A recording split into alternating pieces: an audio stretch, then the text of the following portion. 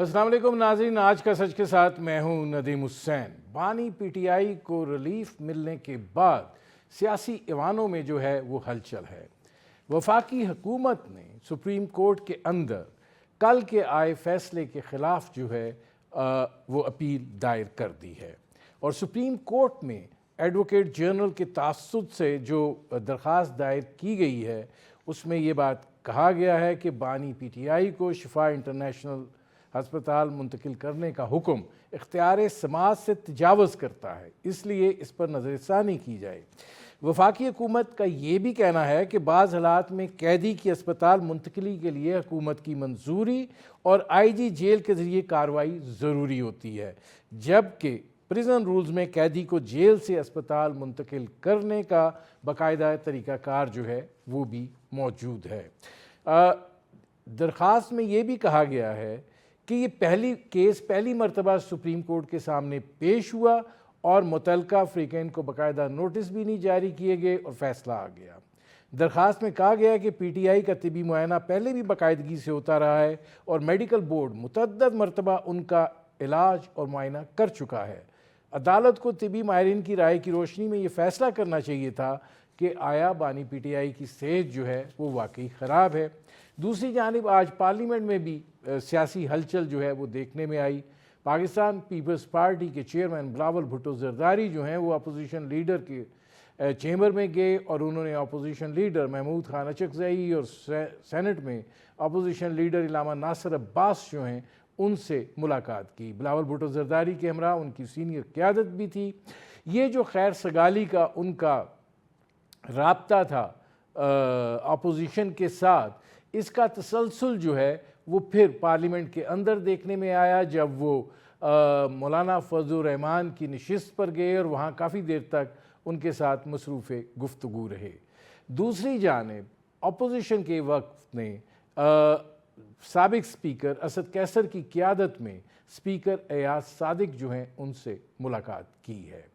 یہ ساری ہلچل جو ہے اور یہ ساری صورتحال جو ہے، کیا یہ کسی خاص تناظر میں ہے؟ جو حکومت جو ہے خود وہ آئینی ترمیم لانا چاہتی ہے یا لائی جانی ہے صوبوں کے حوالے سے اور دیگر مزید قوانین کے حوالے سے؟ کیونکہ اس کو لے کر مسلم لیگ نواز اور پیپلز پارٹی میں مزاحمت کا رویہ جو ہے وہ پایا جاتا ہے، اور وہ مزید صوبوں کے قیام کے حوالے سے تذبذب کا شکار ہی دکھائی نہیں دیتے، بلکہ اس کے سلسلے میں ان کا موقف جو ہے وہ بہت واضح ہے۔ اب اس ساری صورتحال میں جو بانی پی ٹی آئی کو ریلیف ملا ہے اس کے تناظر میں اس کو دیکھا جا رہا ہے۔ کیا یہ ایک پریشر ٹیکٹک ہے؟ لیکن وزیر مملکت برائے داخلہ جو ہیں طلال چودھری، ان کا کہنا ہے کہ آج انہوں نے وزیر اطلاعات عطا تارڑ کے ساتھ پریس کانفرنس کی اور اس میں انہوں نے کہا کہ کہہ رہے ہیں کہ وہ پہلے اسپتال جائے گا، پھر بنی گالہ جائے گا، پھر نتھیا گلی جائے گا۔ نہیں، وہ وہیں جائے گا جہاں سے آیا ہے۔ اب یہ صحت کے حوالے سے ریلیف ہے، ایک مشروط ریلیف ضرور ہے کہ جس کے اندر وہ تمام پابندیاں جو ہیں وہ لگائی گئی ہیں جو پہلے ہائی کورٹ نے لگائی تھی اور جن کی پابندی نہیں کی گئی تھی، لیکن اب سپریم کورٹ کے فیصلے کے بعد پاکستان تحریک انصاف جو ہے وہ اس حوالے سے تمام پابندیوں کی تعمیل جو ہے وہ کر رہی ہے۔ دوسری بات یہ ہے کہ کیا صوبوں کا قیام جو ہے وہ پاکستان کے مسائل کا حل ہے؟ نظام اگر فیل ہو چکا ہے تو خرابی نظام کی ہے یا نظام کو چلانے والوں کی ہے؟ نظام کو انہوں نے فیل کیا ہے یا نظام جو ہے وہ ڈیلیور نہیں کر پایا ہے؟ بنیادی طور پر یہ ہے وہ منظرنامہ جس پر کریں گے بات۔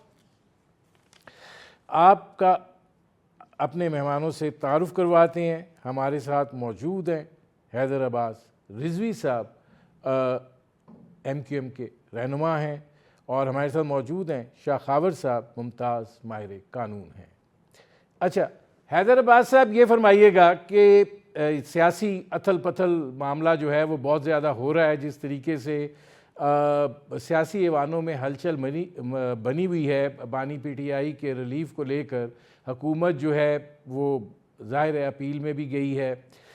آپ کو کیا لگ رہا ہے کہ اس کے پیچھے جو ہے آئینی ترمیم کا ہی معاملہ ہے یا کچھ اور ہے؟ بہت بہت شکریہ ندیم حسین صاحب.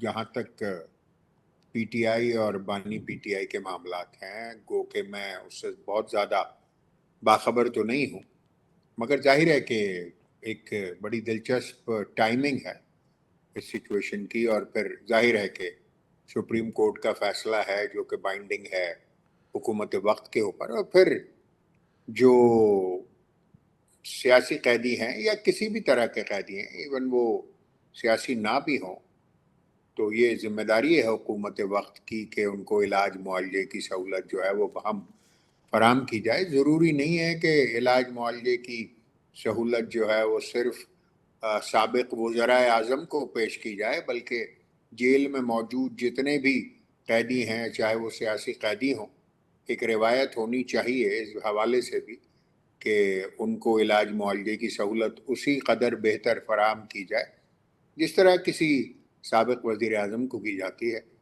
تو اب دیکھتے ہیں یہ اس ٹائمنگ کو بھی اور آگے آنے والے واقعات کو بھی. تو ابھی میں یہ سمجھتا ہوں کہ چیزیں تھوڑی سی دھندلی ہیں، تھوڑا سا واضح ہونے دیں تو پھر اندازہ ہوگا کہ یہ گرد کہاں بیٹھے گی. اچھا شاہ خاور صاحب، یہ فرمائیے گا کہ حکومت نے جو ہے اپیل دائر کی ہے، اب یہ اپیل جو ہے یہ محض ایک رسمی کارروائی ہے، یا یہ بات جو کہی گئی ہے کہ بانی پی ٹی آئی کو شفا انٹرنیشنل ہسپتال منتقل کرنے کا جو حکم ہے وہ اختیار سماعت سے تجاوز کرتا ہے، یعنی آپ عبوری سماعت کر رہے ہیں، اس میں حتمی فیصلہ دے رہے ہیں، تو آپ کیا کہتے ہیں کہ یہ اپیل جو ہے اس کا کوئی نتیجہ نکلے گا؟ دیکھیں ندیم صاحب، یہ جو اپیل نہیں ہے، یہ تھوڑی سی ہمیں درستی کرنی ہوگی. یہ ہے نظر ثانی کی درخواست. نظر ثانی کی درخواست جو ہے وہ اسی عدالت کو دی جاتی ہے جس نے وہ فیصلہ کیا ہو. اب اس میں ایک بات آپ کو ذہن میں رکھنی ہوگی کہ یہ جو اصل میں کریمنل اپیلز جو ہیں، جو ابھی تک پینڈنگ ہے، جس پہ سپریم کورٹ نے سپٹمبر کی کوئی ڈیٹ دی ہوئی ہے، اس میں یہ عبوری حکم ہے. یہ فائنل حکم اس میں آنا ہے. انہوں نے چونکہ ابھی ان سے جواب بھی طلب کر لیے ہیں تمام چیزوں کے متعلق، اور بہت ساری چیزیں بھی انہوں نے جو ان کے حکم نامے میں موجود ہیں وہ بھی مانگ لی ہیں انہوں نے گورنمنٹ سے. تو یہ جو ریویو ہے، ریویو ہوتا ہے کہ کوئی بھی غلطی کسی ایسی ججمنٹ میں یا عبوری حکم میں ہو جو کہ جس کا درست ہونا ضروری ہو، جو کہ قانون سے مطابقت نہ رکھتا ہو. تو جیسے کل جو ہے وزیر قانون نے بھی اپنے ایک بیان میں کہا کہ ہم اس حد تک جو ہے اس میں نظر ثانی کی درخواست دائر کریں گے کہ یہ جو گورنمنٹ ہاسپٹل جو کہ قانون میں کسی بھی قیدی کو یا انڈر ٹرائل کو اگر اس کا علاج معالجہ ہونا ہے یا اس میں جو میڈیکل بورڈ ہونا ہے وہ گورنمنٹ کے ہاسپٹل میں ہوتا ہے، پرائیویٹ میں نہیں ہوتا. اور اسی طرح انہوں نے کچھ اور چیزوں کے بھی کہا کہ انہوں نے اپنے اختیارات سے تھوڑا تجاوز کیا. تو وہ آرڈر اپنی جگہ پہ انٹیکٹ ہے، لیکن یہ حکومت کی دانش میں یہ اس میں نظر ثانی ہونی ہے، اس کی درخواست وہ دے رہے ہیں. تو اب دیکھنا یہ ہے کہ وہ نظر ثانی کی درخواست ان کی جو ایکچوئل ڈیٹ ہے سپٹمبر میں اس سے پہلے لگے گی یا وہ اس تاریخ کو لگے گی. تو یہ ایک دیکھنے کی بات ہے. دیکھنے کی بات. اچھا، اب حیدر عباس رضوی صاحب یہ فرمائیے گا کہ ظاہر ہے کہ صوبوں کے قیام کے حوالے سے ایک بہت بڑی ڈیبیٹ جو ہے وہ جاری ہے، اور اس میں پاکستان پیپلز پارٹی اور مسلم لیگ نواز کا موقف جو ہے وہ تقریباً یکساں دکھائی دے رہا ہے، اور زیادہ انحصار ان کا یہ ہے کہ آئین نے اس کا ایک طریقہ کار وضع کیا ہے اور اس طریقہ کار کو جو ہے وہ اپنایا جانا چاہیے. بظاہر یہ دکھائی دے رہا ہے کہ بلاول بھٹو زرداری جو ہے، جو وہ اپوزیشن سے بھی بات کر رہے ہیں، خیر سگالی کا جو ہاتھ بڑھا رہے ہیں، اس میں اس موقف کے حوالے سے حمایت حاصل کرنا ہے. تو آپ کو کیا لگ رہا ہے کہ یہ ابھی معاملہ جو ہے بحث برائے بحث ہے یا اس پر کوئی آگے عملی قدم بھی اٹھ سکتا ہے؟ ندیم صاحب، میرا جہاں تک ذاتی خیال ہے وہ یہ ہے کہ ایک قومی بحث کا آغاز ہوا ہے پاکستان میں نئے انتظامی یونٹس کے حوالے سے. گو کہ یہ بہت پہلے ہو جانا چاہیے تھا، شاید دہائیوں پہلے ہو جانا چاہیے تھا، کیونکہ پاکستان جب معرض وجود میں آیا ہے تو پاکستان میں 13 ریاستیں اور صوبے تھی. یہ 4 صوبے تو آپ یوں سمجھیے کہ ایل ایف او کی پیداوار ہیں اور 1970 میں یہ 4 صوبے قائم کیے گئے تھے. پاکستان جب بنا تو 13 صوبے اور ریاستیں تھیں. اس کو مزید آگے جانا چاہیے تھا, نمبر انکریز ہونا چاہیے تھا, مگر باوجود جو ہے ایسا نہیں ہو سکا. کچھ سیاسی رہنماؤں کا خیال یہ تھا کہ پاکستان کو 4 صوبوں میں تقسیم کر کے آہستہ آہستہ ایک ایسی سمت میں لے جایا جائے کہ جہاں یہ صوبے اتنی طاقت اختیار کر لیں کہ وہ ایک جزوی ملک بن جائیں, 4 صوبے. اور ظاہر ہے کہ ایک ایسی صورتحال میں کہ جب پاکستان میں معاشی ایک عدم استحکام ہے, ایک ایسی صورتحال ہے جہاں پر ہمارا 7,000 کلومیٹر کا جو بارڈر ہے وہ ایکٹیو بارڈر ہے. تقریباً 3200 کلومیٹر ہمارے دیرینہ دشمن بھارت کے ساتھ, پھر افغانستان کے ساتھ 2600 کلومیٹر اور 950 کلومیٹر ایران کے ساتھ جو ہمارا بارڈر ہے. یہ سارے بارڈرز جو ہیں وہ نہ صرف ایکٹیو ہیں بلکہ وارم بھی ہیں. تو ہمارے پاس جو چیلنج ہے وہ ایک تو ظاہر ہے معاشی چیلنج ہے, پھر ظاہر ہے کہ ہمارے بارڈرز ایکٹیو ہیں بھارت کے ساتھ. ہم نے ایک ابھی جنگ لڑی ہے, پروردگار کا بہت شکر ہے کہ بنیان المرصوص میں ہم نے شاندار اور تاریخی کامیابی حاصل کی, مگر افغانستان کے ساتھ جو معاملات ہیں وہ بھی آپ کے سامنے ہیں. اور تیسری اور ایک اور اہم چیز جو ہے وہ ہے پاکستان میں جو گورننس ماڈل ہے, جو انتظامی صورتحال ہے وہ بھی آپ ہی کے سامنے ہے. اب ان تمام چیزوں کو بہتر بنانے کے لیے یقیناً یہ وقت کی ضرورت ہے. بہت پہلے ہونا چاہیے تھا مگر دیر آئے درست آئے. نہیں, اس میں حیدرآباد صاحب ایک سوال ہے. دیکھیے 4 صوبے چلانے کے اپنے اخراجات ہیں, وہ آپ سے پورے نہیں ہو رہے, اور مزید آپ صوبے جب بنائیں گے تو جو معاشی دباؤ ہے وہ تو بڑھے گا. نہ صرف معاشی دباؤ بڑھے گا بلکہ رولنگ ایلیٹ بھی بڑھے گی, مزید مافیاز کی لہریں جو ہیں وہ بھی جنم لیں گی. تو فائدہ کیا ہے؟ ندیم صاحب, یہ ایک مس نامر کریٹ کیا جا رہا ہے ضرور, اور لوگ اس سمت میں بھی بات کر رہے ہیں جس سمت میں بات آپ کر رہے ہیں, مگر جو صوبے یا آپ انتظامی یونٹس کہیے ان کو, کہ دنیا میں جہاں جہاں بھی انتظامی یونٹس کی تعداد زیادہ ہے وہاں پہ بہتر گورننس ماڈل. میں آپ کو اس کی مثال دے دیتا ہوں. اس کی مثال یہ ہے کہ مثال کے طور پہ صوبہ سندھ میں جو زرعی ٹیکس نافذ العمل ہے اور جو صوبائی سبجیکٹ ہے, سندھ میں زرعی ٹیکس وصول کرتی ہے سندھ حکومت 50 کروڑ روپے سالانہ, جبکہ صرف شارع فیصل پر سیٹ بیلٹ نہ پہننے اور ہیلمٹ کے بغیر موٹر سائیکل چلانے کے جو چالان ہوئے وہ 4 ارب روپے سالانہ کے ہوئے. تو اگر آپ کا جو ریونیو کلیکشن ایفیکٹو ہو جاتا ہے تو آپ کا ریونیو جنریشن بڑھ جاتا ہے. آپ کا ایفیکٹو ریونیو کلیکشن اس لیے نہیں ہو پاتا کہ نہ تو کیپیسٹی ہے صوبوں کی اور نہ ہی سائز اس طرح کا ہے کہ وہ صوبے کے ایک ایک کونے سے جو واجبات ہیں وہ ٹیکس کی مد میں وصول کر سکیں. اب جو کراچی سے موٹر وہیکل ٹیکس لیا جاتا ہے, کراچی سے جو پراپرٹی ٹیکس لیا جاتا ہے, سندھ کے باقی علاقوں میں تو شاید اس کا کسی نے سنا بھی نہ ہو. جو یہاں پر ہمارے پاس sales tax on services Karachi سے لیا جاتا ہے اور جو باقی ماندہ سندھ سے ہے, یا آپ یوں سمجھ لیجئے کہ جو ریونیو کلیکشن لیاقت آباد کراچی کی ایک صرافہ مارکیٹ کا ہے وہ پورے لاہور کا نہیں ہے. تو اگر آپ کو ایفیکٹو ریونیو کلیکشن کرنا ہے اور اپنی ریونیو جنریشن کو بڑھانا ہے تو آپ کو یونٹس کو چھوٹا کرنا پڑے گا. اچھا, اس میں اب شاہ خاور صاحب یہ فرمائیے گا کہ بحث آپ کر لیجئے, یقیناً اس پہ اور بھی سوالات ہیں حیدرآباد صاحب سے پوچھیں گے, لیکن ایک آئینی طریقہ کار جو ہے وہ وضع کیا گیا ہے.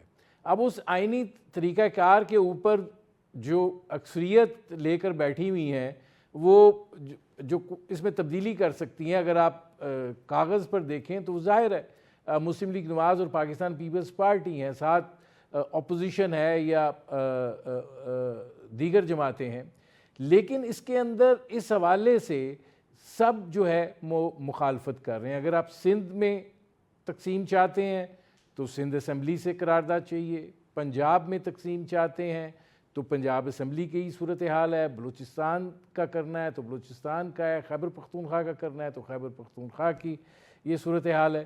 تو کیسے یہ آپ سمجھتے ہیں کہ یہ ابھی اس کو کیسے آپ ممکن بنا سکتے ہیں؟ دیکھیں ندیم صاحب، میں نے ابھی حیدر عباس صاحب کی باتیں سنی ہیں، ان کا کراچی کے حوالے سے بہت زیادہ انالیسز اپنا ہوگا، میں اس سے اختلاف نہیں کرتا، لیکن ایک بات سے میں ان کی بالکل بڑے ادب سے ان کی اختلاف کروں گا کہ انہوں نے جو یہ فرمایا کہ یہ پاکستان بنتے وقت اتنے صوبے تھے اور اتنی اس پہ ریاستیں تھیں اور بتدریج ان کو کم ہونا چاہیے تھا۔ دیکھیں، آپ کو میں ایک ذرا ماضی میں لے جاتا ہوں۔ وہ ڈاکومنٹ، وہ دستاویز جس کے تحت پاکستان اور بھارت دو انڈیپینڈنٹ ملک بن کے سامنے آئے، وہ کیا تھا؟ وہ انڈیپینڈنس آف انڈیا ایکٹ 1947 تھا، جو کہ برٹش پارلیمنٹ نے پاس کیا تھا۔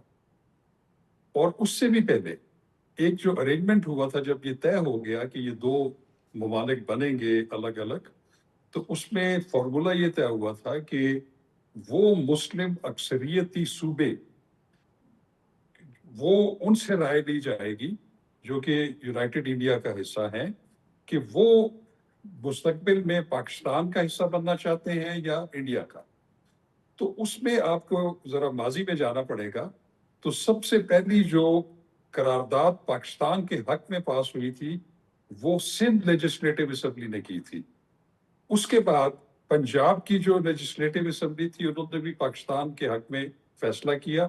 بلوچستان میں بھی ایسا ہی ہوا، اور جو اس وقت NWFP تھا، نارتھ ویسٹرن فرنٹیئر پروونس، جو اب KPK ہے، وہاں پہ ریفرینڈم ہوا تھا۔ اسی طرح بنگال میں ریفرینڈم ہوا تھا، اور ان میں جو مسلم اکثریت صوبے تھے، انہوں نے پاکستان کے حق میں ووٹ دیا تھا۔ اور جو 1947 کا انڈیپینڈنس ایکٹ جس کا میں ذکر کر رہا ہوں، ان میں ان سارے صوبوں کا ذکر ہے۔ اس میں بلوچستان کا بھی ذکر ہے کہ بلوچستان نے، سندھ نے، پنجاب نے، NWFP نے اور مغربی بنگال، مشرقی بنگال نے پاکستان کے حق میں ووٹ دیا۔ تو یہ جو ٹیریٹریز ہیں، یہ پاکستان بنے گی۔ تو اگر میں اس میں سمپلی یہ کہوں کہ پاکستان بننے سے پہلے، پاکستان کے وجود میں آنے سے پہلے، یہ تمام پروونسز موجود تھے، اس ایکٹ میں ان کا ذکر ہے، اس میں ریفرینڈم یا ان سے رائے لی گئی تھی، انہوں نے پاکستان بنایا ہے۔ ایسا نہیں ہے کہ پہلے اس ایکٹ کے تحت ایک ٹیریٹری جو ہماری ابھی یہاں پہ ہے یا اس وقت مشرقی پاکستان کی تھی، اس کو پاکستان بنایا گیا اور اس کے اندر صوبے بنائے گئے 5۔ ایسا نہیں ہے۔ ان 5 صوبوں نے مل کر پاکستان کو آپٹ کیا تھا، اور انہی ٹیریٹریز کے اوپر وفاق پاکستان قائم ہوئی تھی۔ تو اب میں آپ کو بتاؤں کہ اس کو اتنا سمپل آپ نہیں کہہ سکتے کہ یہ ان کی ڈویژن ہونی چاہیے۔ اور اس میں آپ کو میں اور بڑی ہسٹورک پرسپیکٹو میں جاتا ہوں کہ پھر میں اس طرف آتا ہوں۔ میری ایک بات سن لیں پلیز۔ 55 میں 1 یونٹ بنا، یہ سارا جو ہمارے جو مغربی پاکستان کے صوبے تھے 1 یونٹ بن گئے، ویسٹ پاکستان۔ اس پہ اتنی ریزسٹنس آئی چھوٹے صوبوں کی طرف سے، مسلسل وہ اس کے خلاف جو ہے وہ آواز بلند کرتے رہے۔ 1973 کا جو آئین ہے، وہ پہلا آئین ہے جو کہ متفقہ آئین ہے، جس میں اس وقت کی جتنی صوبائی قومی سطح کی پارٹیاں تھیں جو پارلیمنٹ میں تھی یا نہیں تھی، ان سب نے اس پہ اتفاق کیا تھا، اور اس پہ انہوں نے صوبائی خود مختاری کے حوالے سے شک رکھی گئی تھی۔ اور یہ جو آپ جس کی بات کر رہے ہیں، آرٹیکل 239(4), جس کے تحت یہ اختیار دیا گیا ہے صوبائی اسمبلیوں کو کہ اگر وہ چاہیں کہ ان کی صوبے میں اندر نئے صوبے بننے چاہیے یا اس کی جغرافیائی جو حیثیت ہے اس کو بدلنا چاہتے ہیں، تو اسی اسمبلی کی 2/3 اکثریت کی قرارداد پہلے آئے گی، تو پھر اس میں امینڈمنٹ ہو سکتی ہے۔ تو اس لیے یہ کوئی اتنا سمپل معاملہ نہیں ہے۔ اچھا حیدر عباس صاحب، جی حیدر عباس صاحب یہ فرمائیے گا کہ پاکستان پیپلز پارٹی جو ہے وہ ظاہر ہے کراچی کے صوبے کا آپ لوگ مطالبہ کر رہے ہیں، لیکن سینسٹیو ہے. آج بلاول بھٹو زرداری صاحب نے بھی کہا ہے کہ اگر مسلم لیگ نواز نے ہمارے تحفظات جو ہیں وہ دور نہ کیے تو چلنا مشکل ہے، اور ظاہر ہے ان تحفظات میں سے ایک یہ سب سے بڑا تحفظ جو ہے وہ اپنی جگہ کے اوپر موجود ہے. آپ کو نہیں لگتا کہ یہ تقسیم جو ہے یہ بہت ساری خرابیوں کو جنم دینے کا باعث بنے گی بجائے اس کے کہ اس کا کوئی فائدہ ہو؟ بہت شکریہ ندیم حسین صاحب. بڑی عزت ہے میرے دل میں شاہ خاور صاحب کے لیے، میرے بھائی ہیں. مگر شاہ صاحب ذرا اس بات کی وضاحت فرمائیں کہ کیا جب پاکستان کے لیے ووٹ لیا گیا تھا تو کیا ریاست خیرپور سندھ کا حصہ تھی یا ایک الگ ریاست تھی؟ قلات نے پاکستان کو 1948 میں جوائن کیا قائد اعظم محمد علی جناح کی ایفرٹ سے. مالاکنڈ ایک الگ ریاست تھی اور جو آپ کے ساتھ شامل ہوئی، جس کو آپ فانا کہتے رہے ابھی تک. پھر اس کے بعد چترال اور کشمیر اور دیگر جو علاقہ جات ہیں پاکستان کے، وہ علیحدہ ریاستیں پاکستان میں شامل ہوئیں. اور فاٹا تو ابھی ماضی قریب میں پاکستان کا حصہ بنا. تو میرا عرض کرنے کا مقصد کل اتنا تھا کہ پاکستان میں جب مارز وجود میں آیا پاکستان، تو 13 ریاستیں اور صوبے تھے پاکستان مل کر، اور وقت کی ضرورت یہ تھی کہ صوبوں کی تعداد کو بڑھایا جاتا. یہ کوئی آزاد ممالک نہیں تھے جو پاکستان میں جڑ کر پاکستان بن گئے. یہ کوئی UAE ماڈل نہیں تھا کہ ابوظہبی اور دبئی اور شارجہ اور دیگر جو سٹیٹس ہیں UAE کی ایک یونین نہیں تھا، بلکہ یہ تمام علاقے انگریز کے تسلط میں تھے اور مسلم اکثریتی تھے. اور وہ علاقے جو انگریز کے تسلط میں نہیں بھی تھے یا تھے اور پرنسلی سٹیٹس تھے، وہ سب جب ملے تھے تو پاکستان مارز وجود میں آیا تھا. اور ساری دنیا کی پریکٹس ہے کہ جب ملک کو ضرورت پڑتی ہے، اگر پنجاب کی ہی بات کر لیں، اگر میں کراچی کی بات نہیں کروں جیسے کہ شاہ صاحب فرما رہے ہیں، تو 12 کروڑ کا صوبہ ہے. اگر یہ صوبہ ایک ملک ہوتا تو دنیا کا 7واں بڑا ملک ہوتا. لاہور کی ترقی کو، صفائی ستھرائی کو سامنے رکھ کر آپ راجن پور کی صورتحال کو کس طریقے سے ایویلیویٹ کریں گے اور اس کی کیا جسٹیفیکیشن دیں گے؟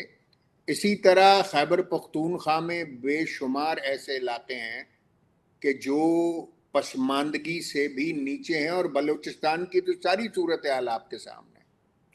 تو مزید انتظامی یونٹس بننے چاہیے تھے، اور چاہے سندھ ہو، پنجاب وہ ہو، نہ یا بلوچستان جو بھی ہو. میرے پاس چونکہ ٹائم حیدر صاحب تھوڑا رہ گیا ہے. یہ ممالک نہیں ہیں، نہ کبھی ممالک تھے.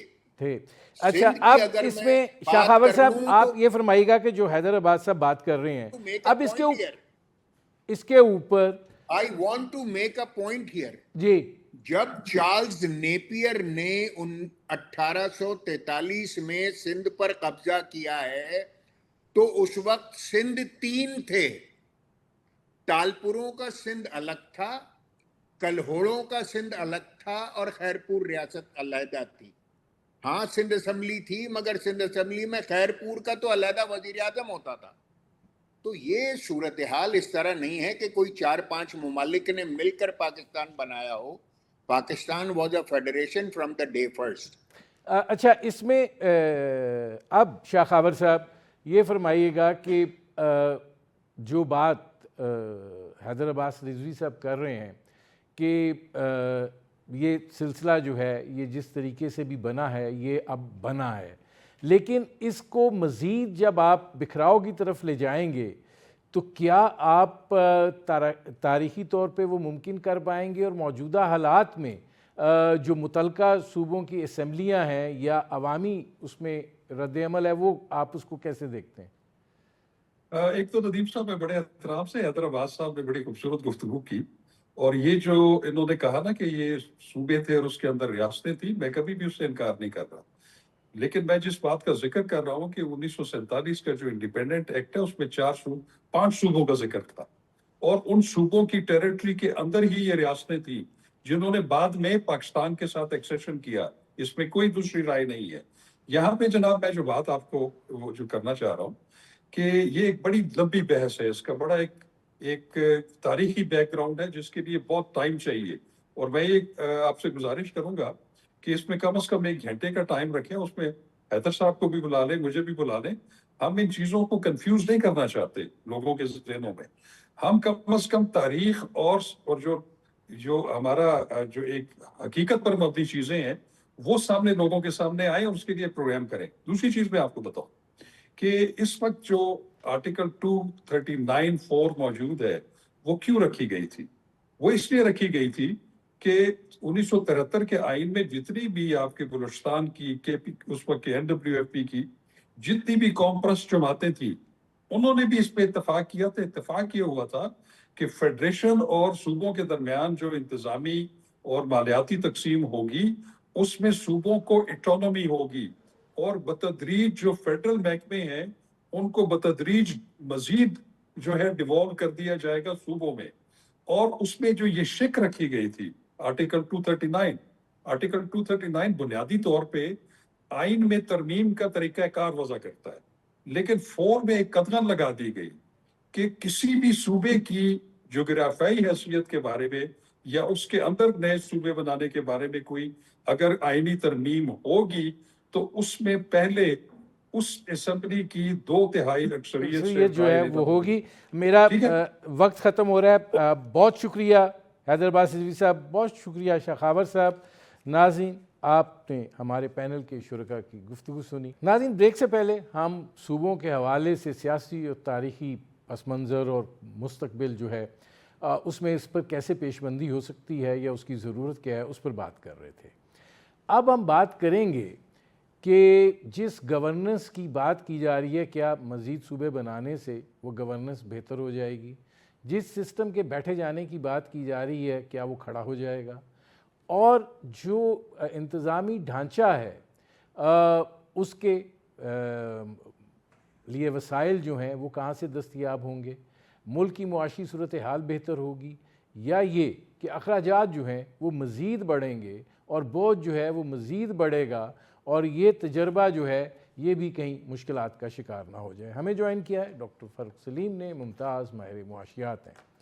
ڈاکٹر صاحب یہ فرمائیے گا کہ یہاں سے شروع کرتے ہیں کہ نئے صوبے بنانے سے کیا گورننس کا معیار جو ہے وہ بہتر ہو جائے گا، کیونکہ اگر نئے صوبے بنتے ہیں تو انہی سیاستدانوں کی ایکسٹینشن ہو جائے گی اور اسی بیوروکریسی کی جو ہے انتظامی ڈھانچے میں ایکسٹینشن ہو جائے گی، تو بہتری کیسے آئے گی؟ دیکھیے، سوال پوچھنے والے یہ ہیں کہ کیا ہم ملک کا نقشہ بدلنا چاہتے ہیں یا ملک میں رہنے والوں کی زندگیاں بدلنا چاہتے ہیں؟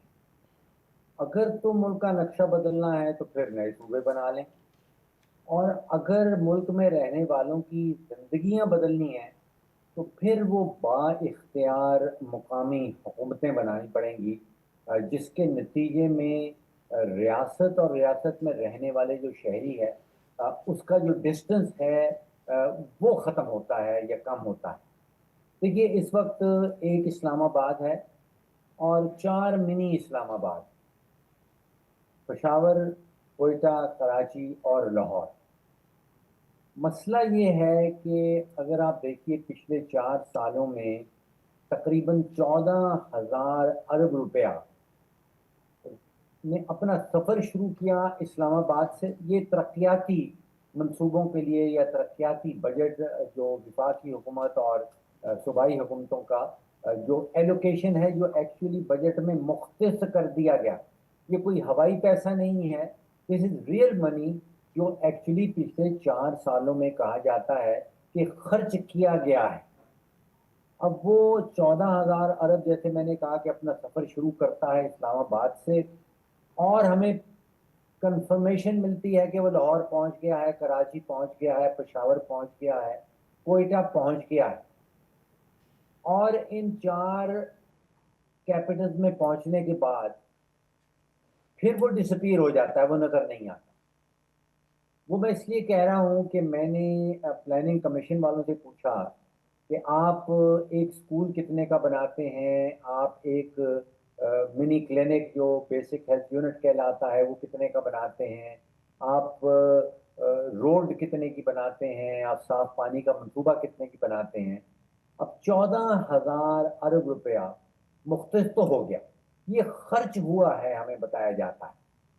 اب نظر آنے چاہیے تقریباً 30,000 نئے سکول نظر آنے چاہیے، کوئی 15,000 کے قریب نئے کلینک بیسک ہیلتھ یونٹ نظر آنے چاہیے، کوئی 1,00,000 کلومیٹر کی نئی روڈ، اور کوئی 10,000 کے قریب صاف پانی اور سینیٹیشن کے منصوبے۔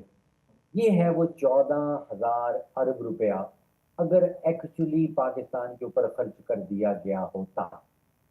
نہ وہ سکول نظر آتے ہیں، نہ وہ صاف پانی کے منصوبے نظر آتے نہیں، ہیں۔ لیکن ڈاکٹر صاحب ٹھیک ہے، یہ مختص ہو گیا، نہیں خرچ ہوا۔ اگر آپ مزید یونٹس بناتے ہیں تو ظاہر ہے اگر آپ نے صوبے بنانے ہیں تو پھر گورنر، پھر وزیر اعلیٰ، پھر ان کی پارلیمنٹ، پھر ان کے نیچے ان کے مافیاز، اور پھر ساری جو ہے ایک غیر ترقیاتی اخراجات جو ہیں ان کا ایک وزن۔ تو یہ ساری چیزیں جو ہیں اگر معاشی طور پہ وہ یہ دباؤ بڑھنا ہے تو یہ جو بات کی جا رہی ہے کہ اس سے ملک کا معاشی نظام بہتر ہو جائے گا، لوگوں کا ایک جو احساس محرومی ہے وہ دور ہو جائے گا، تو وہ کیسے ہوگا؟ جی ندیم صاحب، بڑا عمدہ سوال ہے۔